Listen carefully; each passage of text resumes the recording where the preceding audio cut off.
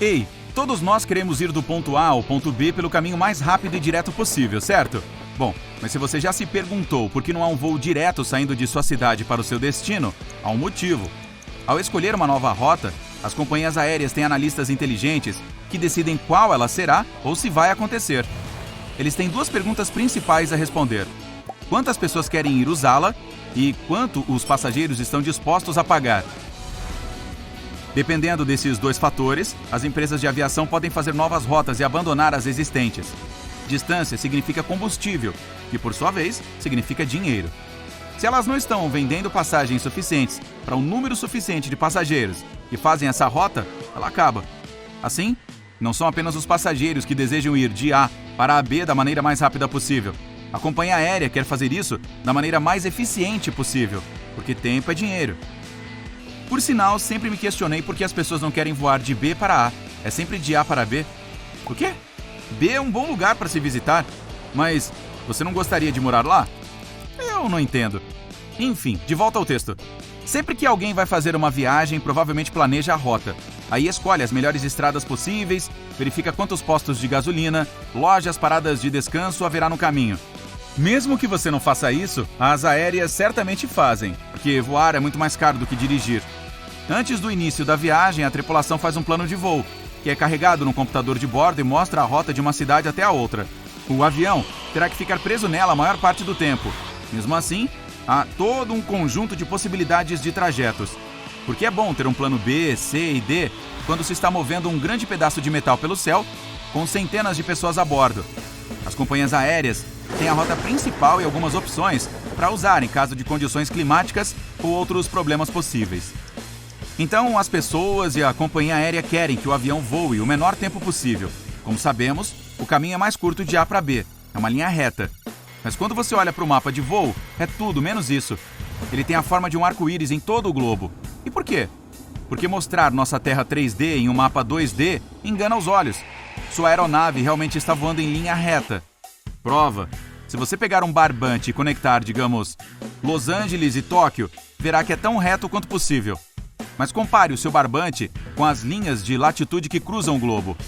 Aí está aquele arco-íris. Se olharmos para um rastreador de voo ao vivo, podemos ver milhares de aeronaves cruzando os céus ao mesmo tempo na mesma rota. Quer dizer, todo o mapa está coberto. Olhe para todas elas. Ok, agora vejamos, por exemplo, os Estados Unidos e a Europa. Aviões de Nova York, Boston, Chicago e muitas outras cidades vão para a Alemanha, Espanha, Grécia, o que quiser. Eles estão todos no mesmo ar, ao mesmo tempo, e pousando na Europa pela manhã. Acontece que a rodovia aérea é muito mais movimentada do que qualquer pessoa pensa. Imagine isso acontecendo em uma estrada no solo. Tráfego intenso todos os dias.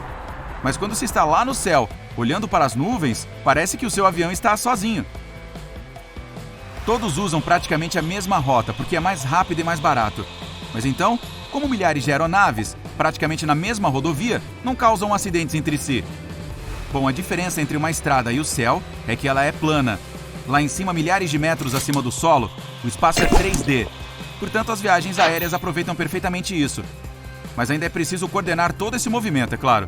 O tráfego aéreo é gerenciado por controladores que observam os aviões e garantem que eles não fiquem a menos de 5 km um do outro. Algo que os ajuda a fazer isso são os regulamentos de nível de voo. Todos os que vão para o oeste permanecem em altitudes pares, 10.200 metros, 10.800 metros e por aí vai. Todos os voos para o leste ocorrem em altitudes ímpares, 10.500 metros, 11.100 metros. O que significa que há pelo menos 300 metros entre os aviões voando em direção um ao outro. Não parece muito quando falamos de altitudes de dezenas de milhares de pés, mas isso equivale mais ou menos à altura do Empire State Building. Algumas partes do ar têm tráfego extremamente intenso, porque muitos aviões voam por lá a cada minuto. Sempre que entra em uma dessas zonas com bastante movimento, ele deve seguir uma rota muito específica, mas mesmo em áreas menos populosas, ainda existem milhares de aeronaves. Para compartilhar o céu com segurança, cada uma deve seguir sua própria rota, que até tem um nome específico, e elas têm muita ajuda para permanecer no caminho certo. Existem dispositivos no solo chamados de auxílios à navegação fixos, ou NAVAIDS, para abreviar. Eles enviam ao céu sinais de rádio que um avião pode captar. Há também os waypoints, ou pontos de notificação, que são simplesmente pontos geográficos na Terra. Eles são carregados nos sistemas GPS e uma aeronave deve segui-los. A rota inteira consiste basicamente em voar de um ponto de referência para outro, todo o caminho até o local de destino. Agora vamos voltar para aquele rastreador de voo global.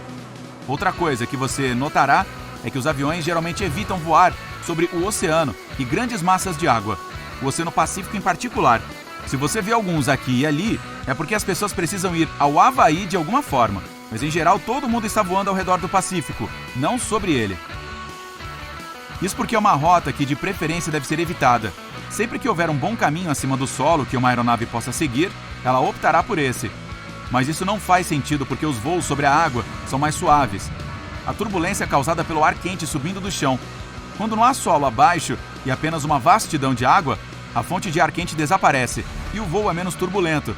Ainda assim, viajar sobre a Terra é mais seguro.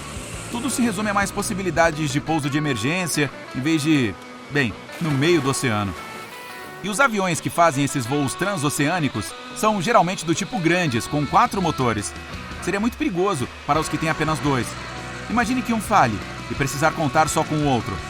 É possível, mas melhor evitar. Mas os grandes também preferem saber dos lugares seguros para pousar, só por garantia. Agora me mostre um aeroporto no Oceano Pacífico. Não tem muitos deles, né? Por isso que todo mundo voa ao redor dele. Outra região que os pilotos preferem evitar é o Himalaia. Novamente, não significa que isso não aconteça, mas é melhor não fazer isso. As montanhas de lá têm mais de 6.100 metros e o Monte Everest atinge 8.848 metros, para ser preciso. A maioria dos aviões voa a cerca de 9.100 metros, e isso é perto demais para o conforto. Sem falar que os ventos são fortes por lá, e as montanhas dificultam a manobra. Também, quase não há serviços de radar no Himalaia, então o piloto não seria capaz de se comunicar com o solo. Além disso, um pouso de emergência só é possível em uma superfície plana. A região do Himalaia é exatamente o oposto disso. Adicione o risco de ficar sem oxigênio nesta área já perigosa. Uma aeronave só tem oxigênio suficiente para 20 minutos. Tempo de sobra para o piloto abaixar pelo menos 3.000 metros e chegar a uma altitude mais segura e com mais oxigênio. Mas o Himalaia torna isso praticamente impossível porque, montanhas se erguem por toda parte. Você entendeu? De volta ao nosso mapa de rastreamento de voo. Você também notará que quase não há ninguém voando sobre os polos, exceto aquele solitário no Ártico. Ei, o que você está fazendo aí? Ah, Dubai Seattle! Bom, é um dos poucos. Esta rota provavelmente obteve uma aprovação especial, sistema de navegação e um conjunto único de preparações. O problema aqui é que os polos atrapalham a navegação. As bússolas ficam frenéticas e inúteis. O Polo Norte da Terra tem um campo magnético muito forte que muda constantemente. Ele se move, tornando o norte verdadeiro diferente do que os pilotos veem em seus dispositivos. Se eles estiverem apenas alguns graus fora do curso, podem acabar gerando prejuízo em longas distâncias. É por isso que poucos aviões realmente sobrevoam o Ártico. E esqueça a Antártica, ninguém voa sobre ela. Não por falta de permissão. Acontece que quase 70% das terras do planeta estão no hemisfério norte e cerca de 90% da população mundial vive lá. Ei, quanto mais, você sabe.